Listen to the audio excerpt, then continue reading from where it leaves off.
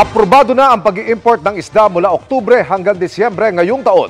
Base sa inilabas na utos ng Agriculture Department, may iginit naman ang isang grupo para raw hindi tayo umaasa sa pag-aangkat ng isda sa ibang bansa. Nakatutok si Bernadette Reyes. Malamang umabot sa mga bagsakan ng isda ang inaasang pagtaas ng demand para sa mga kabi-kabilang handaan ng palapit na Burr months. Kaya naman para hindi na kulangin ang supply, ngayon pa lang ay may circular na ang Department of Agriculture para payagan ang pag-import ng isda mula October 1 hanggang December 31.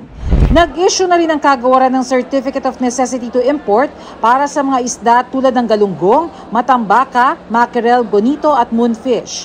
Bukod sa mataas na demand, may taunang closed fishing season din sa ilang lugar na iba-iba ang panahon depende sa lugar. Binibigyan natin ng pagkakataon ang ating fish stocks na makapag-repopulate, makapag-spawn sa mga panahon na sila ay nangingitlog at nagpaparami.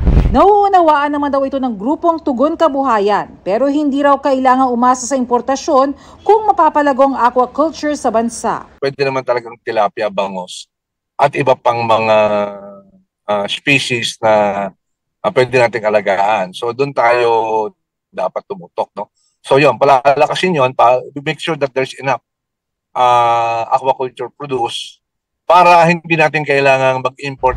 At para hindi masira agad ang mga hangong isda, mahalaga raw ang sapat na cold storage facilities bilang imbakan.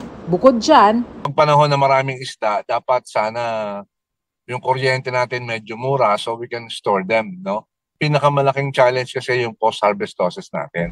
Para hindi maapektuhan ng mga lokal na mga isda, 35,000 metriko toneladang isda lang ang papayagang i-import, imbis na ang mungkahing hanggang 45,000. Inaagapan ng supply, lalo't kadikit ang epekto niyan sa presyo ng isda. Ngayon pa lang, mahal na yan. Sa pinakahuling price monitoring ng Department of Agriculture, umaabot na hanggang 280 pesos ang kada kilo ng sariwang galunggong, habang mas mura naman ang imported na naglalaro sa 180 hanggang 200 pesos kada kilo. Mataas po ngayon ng mga galunggong, matambaka kasi mga sariwa. Limited yung landed fish dito sa sa Navotas Fishport dahil ito sa nangyaring sunod-sunod na masamang panahon.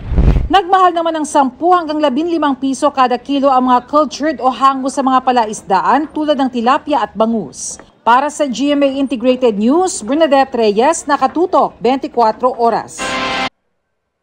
Mga kapuso, samahan nyo kaming tumutok 24 oras. Bisitahin at mag-subscribe sa GMA Integrated News sa YouTube.